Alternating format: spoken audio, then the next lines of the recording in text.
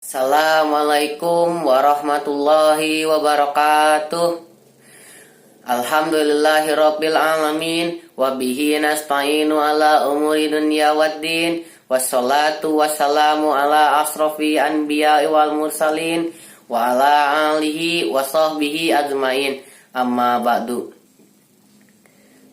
Ya Yohannas ittaqullaha tuqati wa la tamutunna wa la antum muslimun. Asyhadu an la ilaha illallah wa asyhadu anna muhammadar rasulullah la nabiyya ba'da. Puji dan rasa syukur kita kehadirat Allah SWT karena telah melimpahkan nikmat sehatnya, nikmat iman, nikmat ihsan kepada kita. Semoga sampai kita dapat berkumpul di tempat yang mulia ini.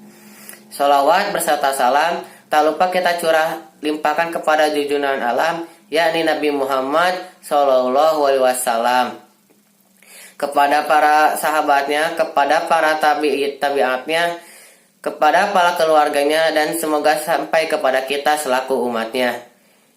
Di sini saya akan sebagai penceramah menceramahkan sedikit tentang keutamaan sholat 5 waktu.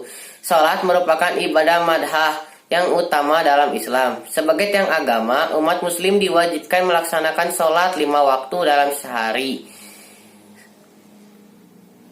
Selain ada sholat yang sifatnya wajib, ada juga sholat sunnah yang dilanjurkan kepada umat Islam, seperti sholat sunnah rawatib, sholat sunnah tahajud, sholat sunnah duha, dan sholat sunnah fajar.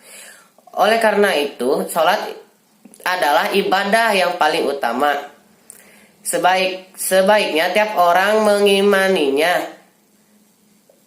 mengamalkannya sesuai ajaran Nabi Muhammad SAW.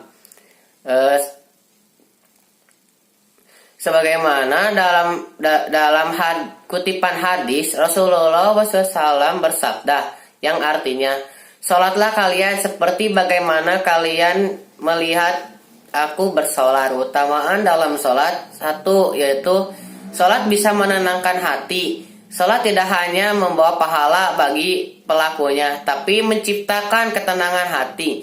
Keutamaan ini tertulis dalam hadis riwayat An-Nasai dan Imam Ahmad, bahwa ibadah sholat dapat menjadi penyejuk hati. Seorang hamba yang rajin melaksanakan sholat akan merasakan kesejukan hati serta ketenangan jiwa. Ia pun tidak mudah gelisah dan merasa bingung.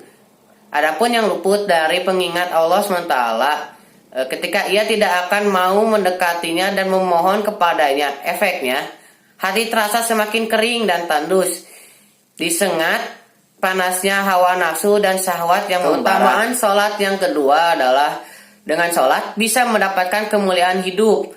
Keutamaan ibadah sholat berikutnya adalah mendapatkan kemuliaan hidup.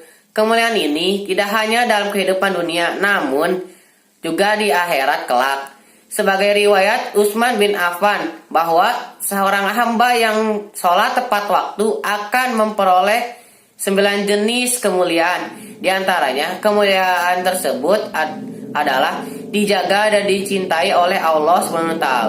Hidupnya senantiasa diberi kesehatan jasmani ataupun rohani.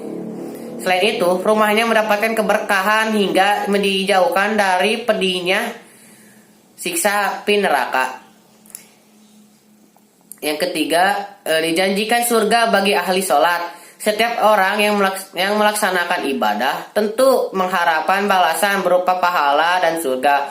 Allah menjanjikan surga bagi orang yang rajin melaksanakan sholat dan tepat waktu. Hal ini, keutamaan sholat yang berikutnya adalah sholat bisa menghapuskan dosa-dosa. Sholat yang dilakukan dengan sabar dan istiqomah akan dapat menghapuskan dosa seseorang. Dosa yang telah dihapuskan sudah pasti mendapatkan ampunan dari Allah SWT. Hal ini tertulis dalam hadis riwayat Muslim. Dalam hadis ini disebutkan bahwa perumpamaan sholat 5 waktu seperti sebanyak 5 kali sehari. Sudah pasti orang tersebut akan bersih tanpa kotoran. Yang dimaksud kotoran ini adalah dosa. Keutamaan sholat yang berikutnya adalah sholat dapat mencegah perbuatan mungkar. Keutamaan sholat lainnya adalah mencegah perbuatan keji dan mungkar. Di dalam surat Al-Ankabut ayat 49 dijelaskan bahwa sholat merupakan ibadah yang jika dibandingkan ibadah lainnya keutamanya lebih besar.